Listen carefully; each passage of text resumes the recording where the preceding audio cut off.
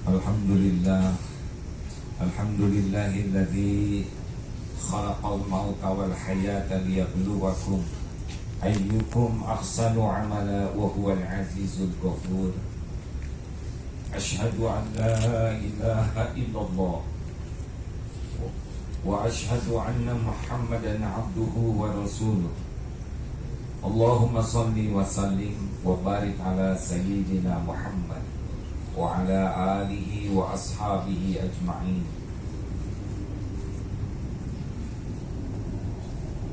Ayyuhal hadirun, ittaqullah haqqa tuqatih wa la tamutunna illa wa antum muslimun. Wa qala Allah ta'ala fil Qur'anil Karim, a'udzu billahi minasy syaithanir rajim. Wa idza sa'alaka 'ibadi anni fa inni qarib ujibu da'watad da'i idza da'an falyastajibu li falyu'minu bi la'allahum yarshudun. Shadaqallahul azim.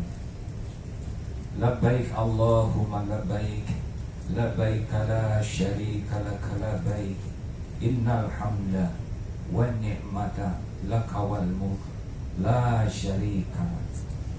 Segala puji bagi Allah yang maha menyaksikan, yang menakdirkan kita berada di hari yang teramat istimewa ini.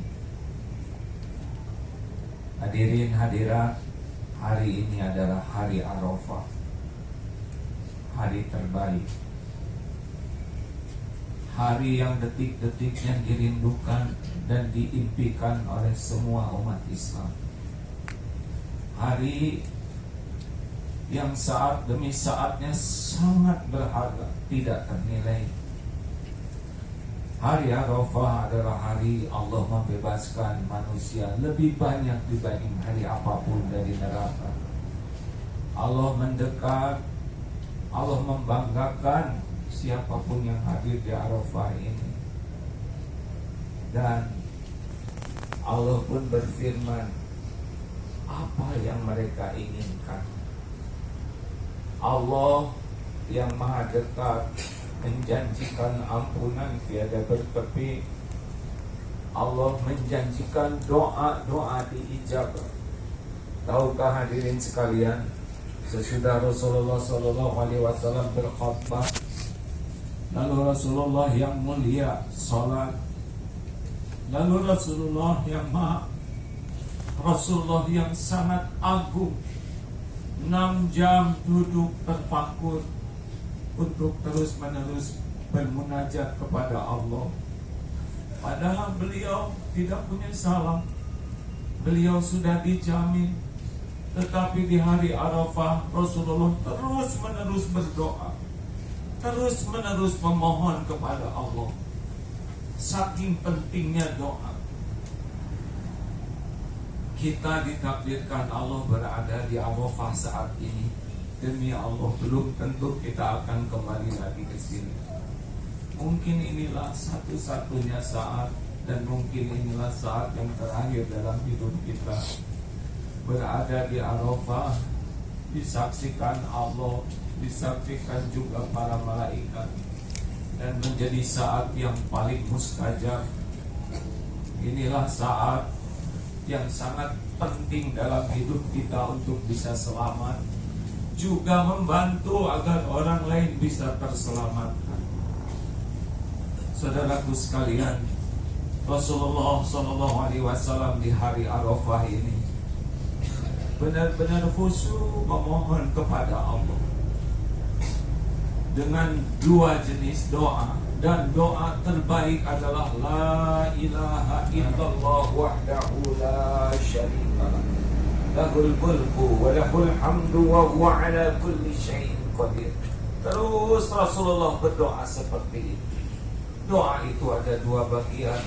Doa dalam bentuk ibadah memuji Allah, dan doa dalam bentuk permintaan. Bukankah kita sholat juga doa? Ingin mendapatkan keridhaan Allah. Bukankah saum kita juga doa agar mendapatkan keridhaan Allah? Amal ibadah adalah bagian dari permohonan kita kepada Allah. La ilaha illallah wahdahu la syarikalah, tiada ilah. Ya Allah, tiada yang berhak disembah selain hanya Allah.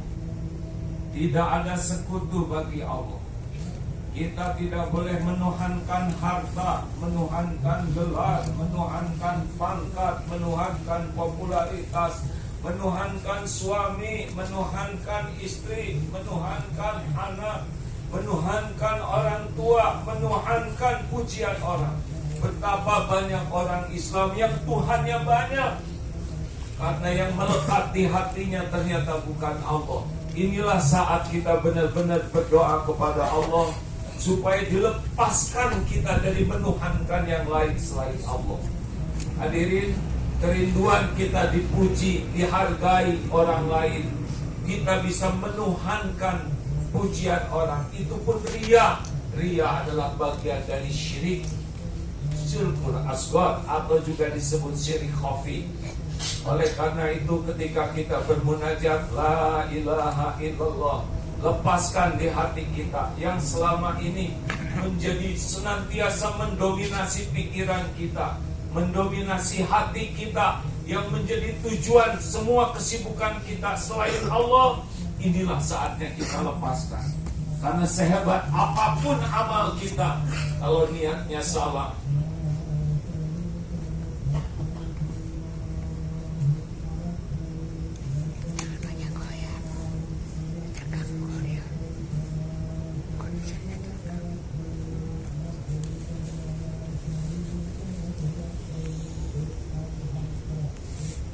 kalau niatnya salah, maka tidak akan pernah diterima. Lahul mulku, dan dalam hati kita di Arafah ini harus hakul yakin, tidak ada yang maha kuasa pemilik kerajaan langit bumi ini selain Allah. Tidak usah kagum kepada dunia ini, tidak usah kagum kepada kedudukan, pangkat, jabatan, karena semua itu hanya ujian dari Allah.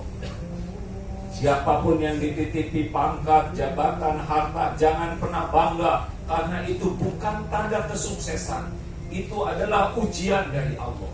Sukses itu kalau kita berhasil melewatinya, tidak menuhankan. Walahul hamdu, dan jangan pernah kita ingin dipuji siapapun, karena kita sudah berikrar semua pujian hanyalah milik Allah. Orang yang tamak akan dipuji, orang yang tamak ingin dikagumi, orang yang tamak ingin diperlakukan spesial, orang yang semua kegiatannya hanya demi penilaian orang, dia tidak akan pernah bisa merasakan nikmatnya bertauhid. Inilah saatnya lepas kita ini dari keinginan dipuji, dihormati, dikagumi orang. Sebagaimana kita menggunakan ihram ini, lepas kita dari topeng kita yang kita pakai selama ini. Dan lakal hamdu, la ilaha illallah wahdahu la syarikalah, lahul mulku wa lahul hamdu wa huwa ala kulli syai'in qadir. Dan dialah Allah yang maha kuasa atas segala-galanya. Tidak ada yang berkuasa di dunia ini selain hanya Allah. Makhluk itu diberi kekuasaan sedikit dan sebentar saja. Bergabung jin dan manusia seluruhnya akan memberikan nikmat kepada kita, tidak akan pernah bisa sampai tanpa izin Allah. Bergabung seluruh jin dan manusia akan mencelakakan kita, tidak akan jatuh sehelai rambut pun tanpa izin Allah. Inilah saatnya berikrar selama di Arafah ini untuk melepaskan, menuhankan segala sesuatu selain Allah, untuk tidak lengket hati kita melekat dengan topeng-topeng duniawi. Barulah haji kita akan ternikmat. Lalu doa lain yang sangat kita mohonkan dari Allah selama di Arafah ini, kita harus banyak minta kepada Allah, karena doa la yaruddu qada illa du'a. Tidak ada yang bisa menolak qada selain doa. Allah sudah menyiapkan takdir-takdir. Ada takdir yang tidak bisa diubah, tapi ada takdir yang oleh Allah diizinkan diubah dengan doa. Dan inilah saatnya, hadirin sekalian. Berapa banyak orang yang biasa-biasa saja, tetapi hatinya yakin ke Allah, akhlaknya jadi baik, buah dari kekuatan doa. Berapa banyak orang yang cerdas, yang kuat, yang berpangkat, jabatan, populer, tapi imannya lemah. Mengapa? Karena sedikit sekali berdoa kepada Allah. Makin banyak doa, makin dicintai Allah. Karena doa itu adalah doa huwal ibadah. Walaupun hadis lainnya ada yang lemah, doa mukhul ibadah, saripatinya ibadah. Banyak yang bisa digerakkan, diubah oleh Allah dari satu takdir ke takdir lain, justru dengan memperbanyak doa. Dan orang yang jarang berdoa itulah orang yang dianggap sombong atau takabur. Hadirin sekalian, kita memerlukan pertolongan Allah setiap saat. Apa yang harus kita minta? Yang pertama adalah minta ampunan. Karena selama ini kita selamat hanya karena Allah menutupi aib kita. Kalau saja kita berani jujur, sangat tidak layak kita berada di sini. Kita ini manusia bergelimang dosa yang hanya ditutupi saja oleh Allah aib kita. Allah tahu salat kita tidak pernah khusyuk.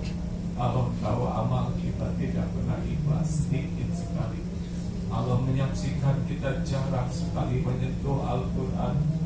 Kalaupun menyentuh sering banyak riya. Allah tahu kita kikir sekali menafkahkan harta, kita tidak membayar zakat, kita hanya memberi sisa-sisa saja. Allah tahu mata yang berzina, Allah tahu tubuh yang bergelimang maksiat, Allah tahu yang memakan harta haram. Allah menyaksikan semua perbuatan kita, dan pasti perbuatan itu akan kembali kepada kita.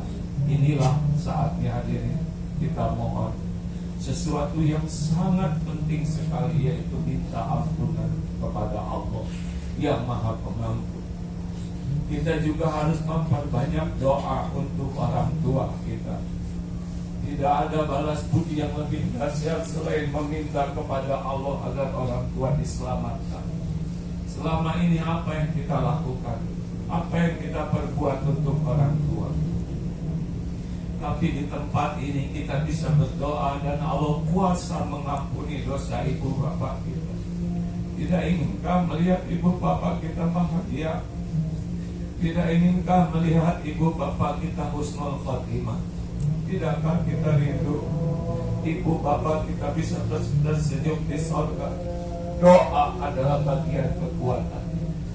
Maka manfaatkanlah doa ini sebaik-baiknya. Hadirin sekalian, ingatlah keluarga keturunan kita. Nasihat yang kita sampaikan tidak bisa mengubah apa-apa, paling jadi amal soleh bagi kita. Nasihat bagi keluarga, jangankan untuk mereka, untuk diri sendiri pun nasihat kita tidak kita dengar. Inilah kesempatan kita berdoa kepada Allah. Allah yang kuasa membulak-balik setiap hati. Dengan doa-doa di tempat ini tidak sulit bagi Allah menyolehkan suami, menyolehkan istri.